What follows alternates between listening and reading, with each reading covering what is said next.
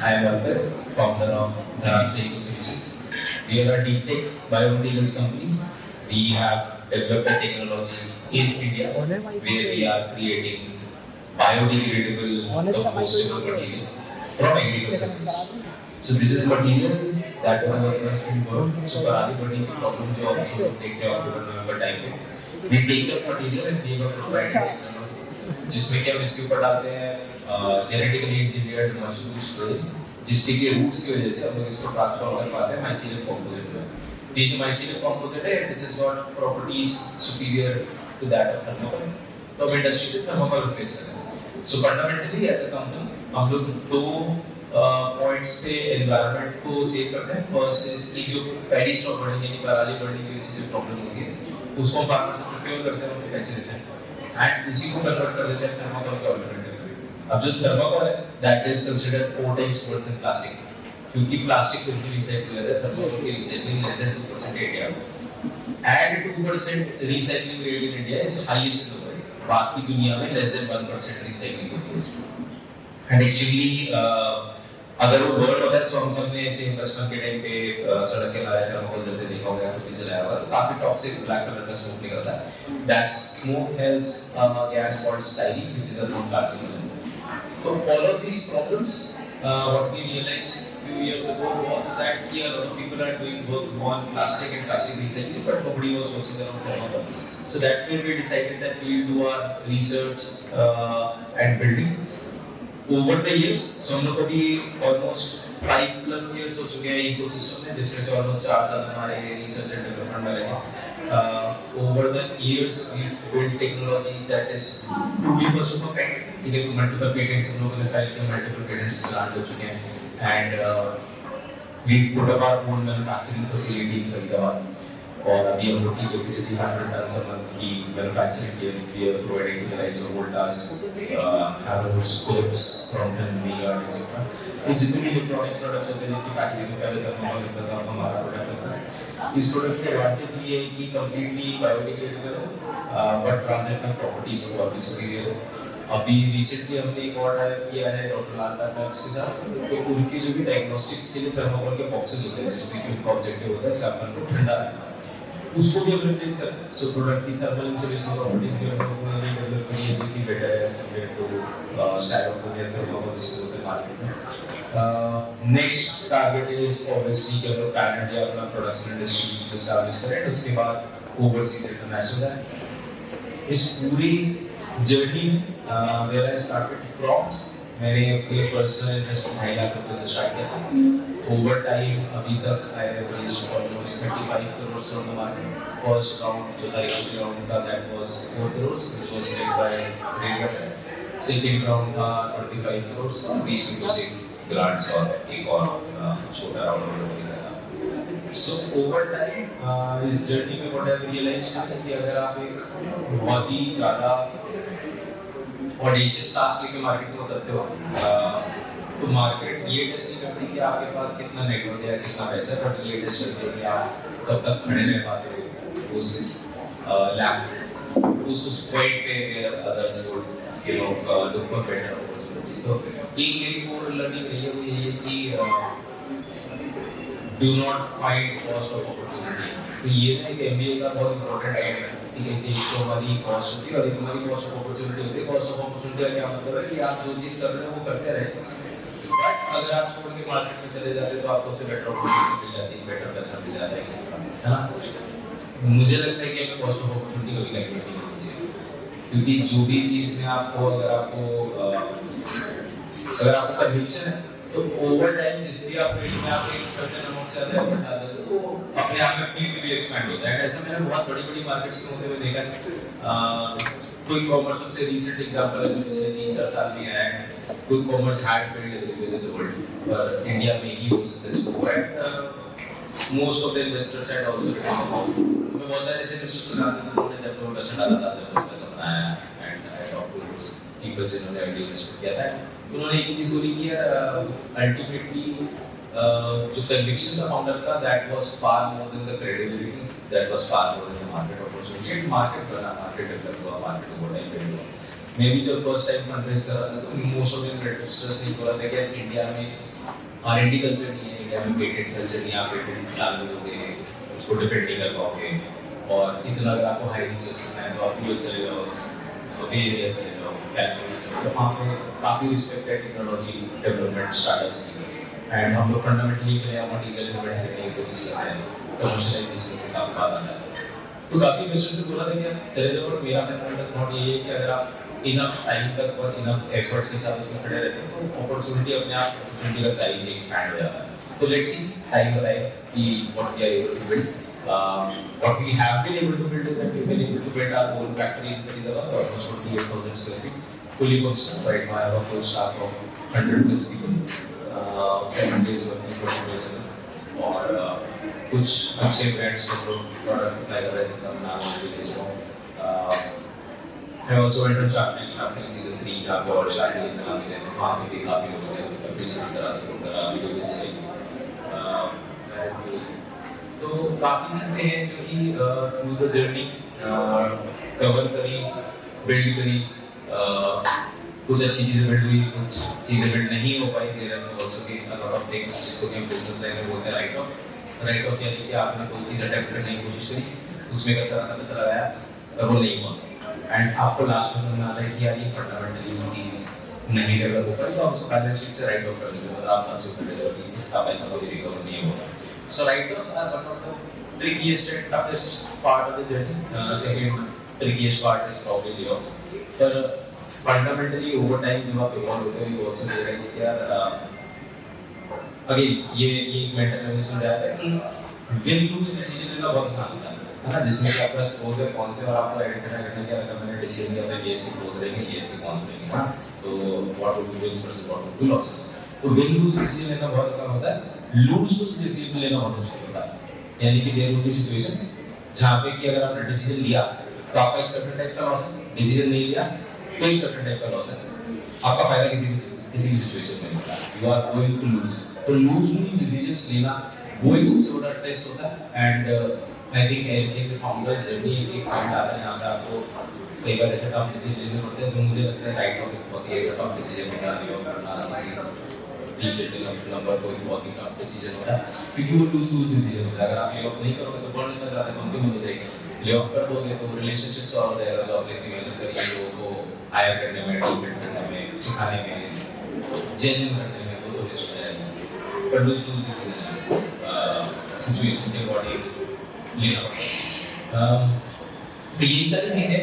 और एक और चीज जो मुझे अपनी जर्नी से समझ आई, अगेन इसके बाद मैं पूछूंगा कि क्या चीजें रिलेटेबल लग रही हैं, कुछ ऐसा आपसे किसी पूछना चाहते हैं। एक और चीज मुझे समझ आई वो है कि पेशेंस। मतलब जब मैंने स्टार्ट किया था मुझे लगा था पहले साल में इतना बिजनेस हो जाएगा, दूसरे में हो जाएगा, टेक्नोलॉजी तो 6 महीने में बन जाएगी, पर ऐसा होता नहीं है।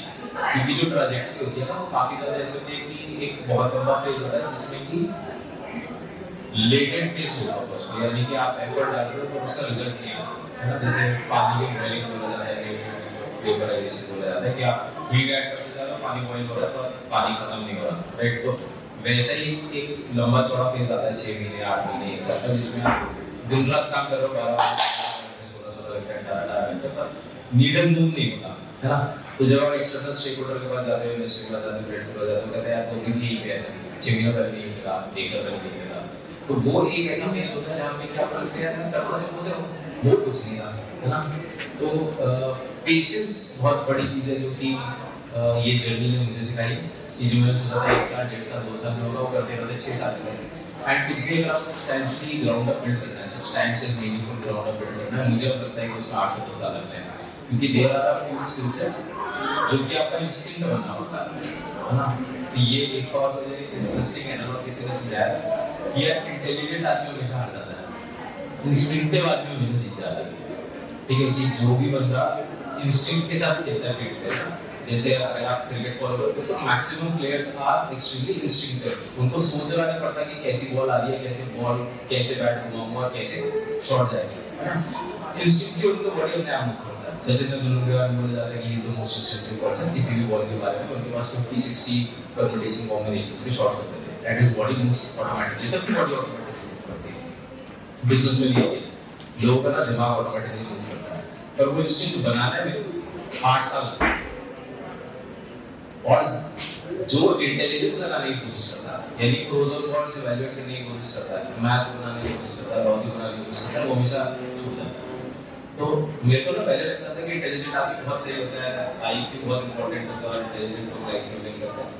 फिर मेरे को ग्रेस के चक्कर में फिर मैं आईटी में गया, आईटी में मैं 2 साल स्पेंड करे, मास्टर्स डिग्री करने गया। मुझे लगा कि हाँ मैं सबसे इंटेलिजेंट हूँ, तो फैंटेसी थी।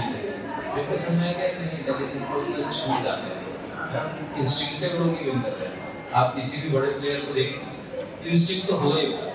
सबसे बड़ा आज की डेट में इंडिया में विनर अडानी है ना, सिंगल जनरेशन में उसने इतनी वेल्थ अमास करी है जो कि हमारी 3 जनरेशन में कर पाया। प्योर इंस्टिंक्ट, प्योर इंस्टिंक्ट, सारे डिसीजन इंस्टिंक्ट करी, सारे टीम बिल्डिंग इंस्टिंक्ट करी, सारी चीजें फ्लो उसका इंस्टिंक्ट होता है। किसी भी बड़े फाउंडर को देखो उसका इंस्टिंक्ट बहुत स्ट्रांग है, पर इंस्टिंक्ट बनाने में 8 साल लगते हैं, वो 8 साल है लेट। आप एफर्ट मार रहे हो, कुछ रिजल्ट नहीं आ रहा, पर आपका इंस्टिंक्ट बिल्ड हो रहा है। सिमिलर है स्पोर्ट्स में, किसी भी स्पोर्ट्स में तो देखो 8-10 साल वो मेहनत कर रहा है ना, अपॉर्चुनिटी नहीं होता, पर जब अपॉर्चुनिटी मिलता है तब तक अगर उसका इंस्टिंक्ट डेवलप हो गया तो फिर वो लेजेंड बन जाता है। तो फंडामेंटली स्पोर्ट्स और बिजनेस मुझे लगता है बहुत सिमिलर है।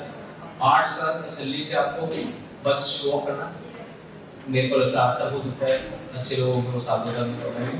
मेरे को लगता है जो एवरेज लोग हैं मेरे जैसे है ना, जिनको ज़्यादा समझ नहीं आती चीज़ें, 8 साल में इंस्टिंक्ट डेवलप होगा, फिर रिजल्ट दिखना शुरू होगा, फिर वो लेवल्स बिल्ड करना शुरू करेगा, फिर जाके कुछ चीज़ें समझ शुरू होंगी। तो ये 8 साल का पेशेंस हम लोगों में होता नहीं है। जब हम लोग मान लो मुंबई में कॉस्ट ऑफ अपॉर्चुनिटी निकालने लगते हैं, आपने जॉब छोड़ी, बिजनेस स्टार्ट करा, 1 साल हुआ, लीडर मूव हुआ, तो वैसे से जॉब ही करना पड़ा, क्योंकि पूरा पैसे बढ़ा रहे, यही कॉस्ट ऑफ अपॉर्चुनिटी है। 8 साल का कॉस्ट ऑफ अपॉर्चुनिटी छोड़ सकते हैं, तो फिर ऐसा लगता है चीज़ें पर ये मेरा ओपिनियन है, और अल्टीमेटली ऐसा ओपिनियन सबके अपने डिफरेंट आगे सबके अपने डिफरेंट आगे, ये मेरे लिए से मैं सोचा कि थोड़ी सी शेयर कर लें कि क्या क्या रहा है। तो ये एंड अगेन मैंने भी काफ़ी ऐसे फेजेस देखे थे जिसमें कि बहुत जल्दी भी ऐसे राइज मिलता है ना। जैसे मैंने जब अपना करियर स्टार्ट करा था आफ्टर आईटी, मैंने पहली कंपनी स्टार्ट करी थी जब इनोवेशन नाम से, जिसमें कि you build technology to capture smoke from diesel generator and then converted into raw material for expense. तो ये कॉन्सेप्ट इतना रेवोल्यूशनरी था कि ऑलमोस्ट सारे मेजर ग्लोबल अवार्ड्स मुझे मिल गए। So I got on book certificate from US, I got UN champion award, जो कि पूरे वर्ल्ड में से 7 लोगों को मिलता है। I was representing board of Asia. Same year prime minister Modi ji also got UN champion award. तो 7 चैंपियंस हैं, 7 यूएन चैंपियंस, स्टेइंग स्टेज और प्राइम मिनिस्टर को भी मिल गया, डीएससी से अवार्ड मिल गया, रॉकेट मार्टिन से मिल गया, पीकी से मिल गया, जितने होने 27 अवार्ड मिल गए। फिर भूल भी गए क्या है। बट तो स्टार्टिंग में आपको क्या लगता है कि पहले 2-3 साल जब आपको ऐसा लगता है कि आपको लगता है कि यही ट्रैजेक्टरी होनी चाहिए, उसकी वजह से भी your capability to go through the late decreases, क्योंकि पहले 3 साल में आपको बहुत तेजी में इंप्रूवमेंट दिख रहा है, फिर 7-8 साल नीड होता नहीं दिखा, तो फिर से पेशेंस लूज होने लगता है। अल्टीमेटली आई थिंक कि it's a lot about patience and instinct over intelligent लोग नहीं कर पाते। जितना हाई आईक्यू होगा उतना प्रोबेबिलिटी कम हो जाएगी, जितना कम आईक्यू होगा उतना प्रोबेबिलिटी बढ़ जाएगा। तो ये बहुत कंट्रोवर्शियल स्टेटमेंट है, मतलब मुझे स्ट्रांगली मैंने पैटर्न दिखा है मार्केट में, कम आईक्यू वाले लोग निकाल देते हैं और ज़्यादा आईक्यू वाले सोच कर जाते हैं, बहुत सारे लोग निकाल देते हैं, छोड़ देते हैं। तो ये है जो मेरा थॉट प्रोसेस रहा है पिछले 6-7 साल में। काफ़ी चीज़ें हैं, इसमें से कुछ चीज़ें एकदम से झटके से लगी होंगी, तुम लोगों को किया तो इसमें बना सकते कुछ व्हाट्सएप होती है ये कुछ क्वेश्चंस हैं, तो बताइए, मैं थोड़ा उसको डबल डाउन करने की कोशिश करूँगा। या फ्लो से नहीं आ रहा, फ्लो में कुछ दोबारा से बिल्ड करवाना चाहते हैं। Ayush, who are your primary customers and which are the industries you are trying to tap into or have tapped into recently? So देखिए, 2 तरह की प्राइवेट इंडस्ट्रीज के साथ हम लोग काम कर रहे हैं। First is in the packaging domain, ठीक है। पैकेजिंग में जहाँ पे भी प्रोडक्ट्स बच जाएंगे, सो अगर आपका ग्लास में प्रोडक्ट जा रहा है, हनी हो गया, अचार हो गया, घी हो गया, इन सबको हम लोग पैकेजिंग प्रोवाइड कर रहे हैं। फिर बड़े प्रोडक्ट जैसे मिरर्स हो गए, मार्बल आइटम्स हो गए, एक्सपोर्टर्स के साथ हम लोग बहुत काम कर रहे हैं। तो जिन लोगों का ब्रेकेज फर्स्ट आया है 10-15%, we brought that down to under 2%, ठीक है। उन लोगों के साथ अपने काम करते हैं। फिर हम लोग काम करते हैं इलेक्ट्रॉनिक्स इंडस्ट्री के साथ, जैसे वोल्टास हो गया, हैवेल्स हो गया, फिलिप्स हो गया, वीलर हो गया, इन लोगों के साथ काम करते हैं। और हमारी जो थर्ड कैटेगरी है दैट इज थर्मल इंसुलेशन, कि जो मेरा आईसीएम का प्रोडक्ट है उसकी थर्मल इंसुलेशन थर्माकोल से बेटर है। तो फिर हम लोगों ने आइस बॉक्स बनाया, बेसिकली जो थर्माकोल बॉक्स होता है जिसमें कि बर्फ लेके जाते हैं लोग एप्लीकेशन से, उसको हम लोग रिप्लेस कर सकते हैं। तो उसमें हम लोग डायग्नोस्टिक कंपनीज के साथ काम कर रहे हैं, ऑब्जेक्टिव इसकी फार्मास्यूटिकल कंपनीज के साथ भी उसमें काम कर रहे हैं। वो थोड़ा सा अर्ली है, तो उसमें एक 6-8 महीने और लगेंगे डेवलपमेंट में, और रिव्यू स्टेज अच्छे से रिव्यू स्टेज पे पहुंचने में, अभी पायलट और प्री कमर्शियलाइजेशन स्टेज पे। Also, what is the end cycle of the product? I mean, once it has been used, how do you recycle it, or is it not recyclable?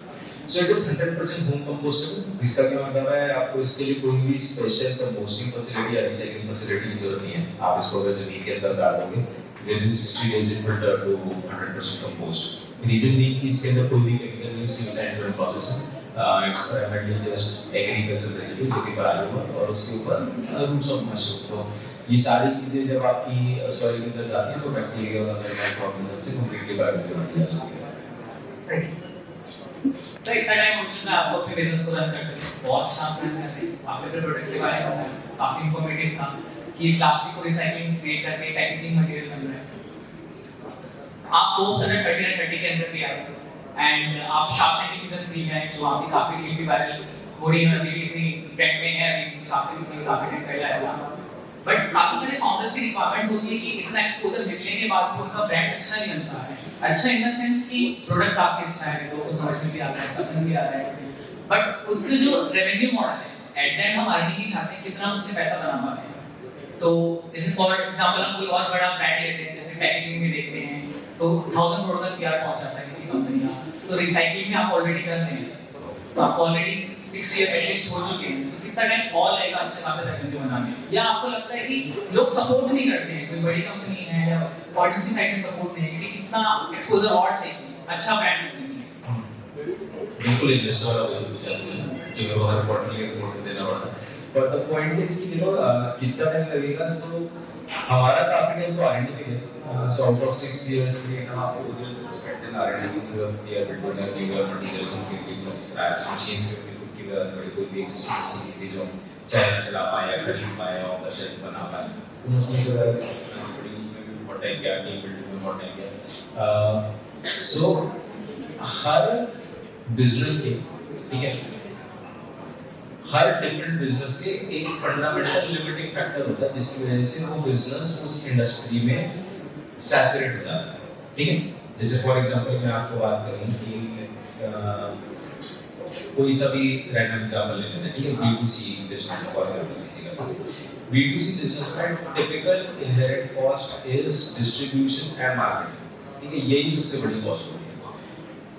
फिर तो अगर आप इसमें वैसे ही कर रहे हो जैसे बाकी सब कर रहे हो तो आपका बिजनेस उतना ही बड़ा बनेगा जितना सब काम। अगर आप तो रेवोल्यूशनरी चीज करके कोई स्टेप बाईपास करते हो, ठीक है, इसको कुनाचा की भाषा में कहते हैं डेल्टा फोर्स। डेल्टा फोर्स का मतलब है कि अगर आप उसके एक्सपीरियंस को अगर आप रेटिंग करते हो, ठीक है, ऑन स्केल 1 to 10, तो अगर आप लेट्स से कंपटीशन को रेट कर रहे थे 6 और इधर रेट करो 10, यानी 4 से ज्यादा का फैक्टर है, तो इसको बोला जाता है डेल्टा फोर्स, यानी मास फोर्स ऑफ मार्केट। अगर आप डेल्टा फोर्स क्रिएट कर पाते हो आपका सबसे बड़ी इनकम्बेंट कॉस्ट में, तो फिर आपका मार्केट जो है नॉन लिनियरली ग्रो करता है। जैसे मैं एग्जांपल देता हूं, मेरा one of the favourite examples है वो है एडटेक से, ठीक है। एडटेक सेक्टर में बहुत सारे कोचिंग इंस्टीट्यूट्स हैं, बहुत सारे कोचिंग इंस्टीट्यूट्स हैं। उन सारे कोचिंग इंस्टीट्यूट्स का फंडामेंटल लिमिटेशन यही होता है कि वो कितना बैच साइज पढ़ा पाते हैं, ठीक है, 30 40 50 तो बड़ा एक और है वहां पे 100 पढ़ाएंगे इंस्टीट्यूट्स पढ़ाएंगे, but that is the maximum that they can do. फिर उनको बहुत ज़्यादा कैलकुलेट और मार्केटिंग में खर्चा करना पड़ता था ताकि वो लोग स्टूडेंट्स को फिल कर पाए, हाँ। फिर आया fundamentally different model which was अलग क्वांटम मॉडल, ठीक है। अलग क्वांटम ने क्या किया, या Byju's for that matter also, उन्होंने किया स्टार ट्यूटर मॉडल, कि उनका जो मेन ट्यूटर है, मेन फाउंडर है, वो बड़ा स्टार है, तो इसलिए स्टार्टअप के चक्कर में स्टूडेंट्स आ रहे हैं, तो उनकी फंडामेंटल ब्रांडिंग और मार्केटिंग कॉस्ट होती है। अब ऑब्वियसली इसमें दोनों एग्जांपल्स मैंने लिए, एक बहुत सक्सेसफुल हो गया, एक फट गया। Bottom line that I want to highlight is कि अगर आपने वो नॉन लीनियर लेवरेज अनलॉक भी कर लिया, उसके बाद भी 10 और पॉइंट्स है जहां पे जाके बिजनेस फेल रहा है, जहां पे आपने डिसिप्लिन नहीं रखा, कंट्रोल नहीं रखा, एक्सपेंसेस अंडर कंट्रोल में रखे, ग्रोथ प्लान नहीं है, सिंपल। सिमिलरली मेरे काइंड ऑफ बिजनेस में जो packaging industry, it's a highly commoditised industry, हर कोई मैन्युफैक्चर कर रहा है, ऐसे टर्नओवर मैन्युफैक्चर कर रहा है, प्लास्टिक मैन्युफैक्चर कर रहा है, मार्केट में, ठीक है। It's a cut through margin industry, 5% पे ऑपरेट करेंगे। हमने बोला कि मैन्युफैक्चरिंग का प्रोसेस चेंज करेंगे, एक नई R&D करेंगे, एक नई टेक्नोलॉजी बिल्ड करेंगे जिसमें हमें 45 से 50% का ग्रॉस मार्जिन आना। तो मेरे लिए क्रिटिकल मूविंग लीवर देखिए कि क्या आप रियली ये नई तरह के मैन्युफैक्चरिंग प्रोसेस अनलॉक कर सकते हो, R&D कर सकते हो, डेवलप कर सकते हो। तो उसमें 4 साल लगेंगे, ठीक है। तो आपको लेवरेज की डेवलप हो गए तो distribution deployment will relatively very easy. That is the process. तो coming back to the question कि क्या आप कितने टाइम में इसको अनलॉक कर पाओगे, so our plan is next 4 to 5 years में we should be approximately 250 to 300 crores in revenue, और उसके बाद फिर हर 2 साल में हम अपना revenue डबल करते हैं। तो over time we would do this. Good afternoon, sir. I'm Kashish. I have a question. आपने एक बात mention करी थी IQ के बारे में कि लो IQ वाले निकल जाते हैं in comparison to the intelligent people. But like we are students, like since school time we are being taught that you have to be intelligent if you want to be like first in your race. So why do you think that कि low IQ वाले कर जाते हैं? क्या ऐसा point है जो पे नहीं बताया? Possible, so he did it anyway. The fool did not know it was impossible, so he did it anyway. अगर आपको पता ही नहीं है impossible है, तो आप कर लोगे। अगर आपको पता चल गया, आपके दिमाग ने बता दिया, आप समझदार हो, आप इंटेलिजेंट हो, आपने कैलकुलेट कर लिया कि इम्पॉसिबल है, तो आप नहीं करोगे, स्टार्टिंग नहीं करोगे। Zepto was intelligently impossible, quick commerce was impossible. Everywhere people tried it. India is the only country where 3 companies have tried it and cracked it as of today. तो कमिंग बैक की चलो hypothetical बात हो गया ना, ज्ञान वाली बात हो गई, सुनने में अच्छा लगता है, लाइक मार भी अच्छा लग रहा है ना, और एक कैची सी बात होगी। पर फंडामेंटली की बात हो कि ऐसा क्यों होता है कि इंटेलिजेंट लोग नहीं कर पाते?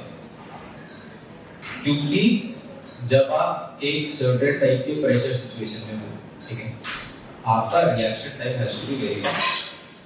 रिएक्शन टाइम का मतलब है कि लेट्स से मैं यही पे बैठा हूं, ठीक है, एंड डील इज अनफेवरेबल, ठीक है। Logical decision would be to not take the lead and walk out. Instinctive decision would be how to get something else out of it so that net gets a favorable. ये काम instinct से drive होता है, क्योंकि आपके पास उसको analyse करने का टाइम नहीं है। और इंस्टिंक्ट यूजुअली लो IQ वाला बंदा जल्दी डेवलप कर पाएगा as compare to high IQ वाला, क्योंकि वो इतना ज़्यादा ओवर इवैल्यूएट करेगा। तो वापस से बताते हैं, जैसे मैं टेक बैकग्राउंड से आता, ठीक है, मैंने इंजीनियरिंग पढ़ी, फिर मैं IIT किया। तो हम लोग को सबसे पहले समझाया जाता है कि आपको अपने इंस्टिंक्ट पर भरोसा नहीं है। कि आपने कोई एक्सपेरिमेंट करा, आपका इंस्टिंक्ट कह रहा है फॉर एग्जांपल कार्बोनेट आएगा 100, ठीक है, आप 100 लिख नहीं सकते, आपको एक्सपेरिमेंट कंडक्ट करना है, दोबारा कंडक्ट करना है, रिपीट करना है, और आपको उसका वेरिएंस लेना है। वेरिएंस अगर एक सर्टेन थ्रेशोल्ड के कम आएगा तो ही आप उसको कंक्लूड कर सकते हैं। तो हमें पूरा ट्रेन क्या करता है भाई, you don't have to believe on this thing, you have to create a counter thesis, you have to validate the counter thesis and then do things, right? Ultimately होता है कि एक एक्सपेरिमेंट कंक्लूड करने में 1 महीना, 1.5 महीना, 2 महीना लगता है। अगर ये वे ऑफ थिंकिंग बन जाएगा तो this is how we also try to run business. But business में आपके पास डिसीजन लेने के स्प्लिट सेकंड, ठीक है। तो अगर आपने और इंटेलिजेंस में नुकसान क्या है वो आपको बता रहा हूं। अगर आपने इंटेलिजेंट की वैल्यू करके भी डिसीजन लिया तो भी 50% प्रोबेबिलिटी हो सकेगी। इंस्टिंक्टिवली डिसीजन लिया तो 60% प्रोबेबिलिटी फेल होगी। तो डेल्टा तो 10% पे आ रहा है, पर टाइप कर रहा है। समझ रहे हो? पॉइंट ये नहीं है कि डब होना है, डब वाली बात नहीं है। ठीक है, IIT to IIT ऐसे मत बोलो कि मैं बोल रहा हूँ कि कोई बहुत ज़्यादा इंटेलिजेंट पर्सन है वर्सेस डब पर्सन है। I am not saying that dub person, I am saying a person who is ignorant of difficulties, and intelligent person can never be ignorant of difficulties. Okay, got it. So I have a last question. So what are the skills a founder should have before starting his or her business? देखो पहले मुझे लगता था कि गट चाहिए, फिर मुझे लगता था कि रिसोर्सफुलनेस चाहिए, फिर मुझे लगता था नेटवर्किंग चाहिए, पर आज मुझे लगता है सिर्फ पेशेंस चाहिए। And obviously her phase of life में आपको हर फाउंडर से डिफरेंट आंसर मिलेगा।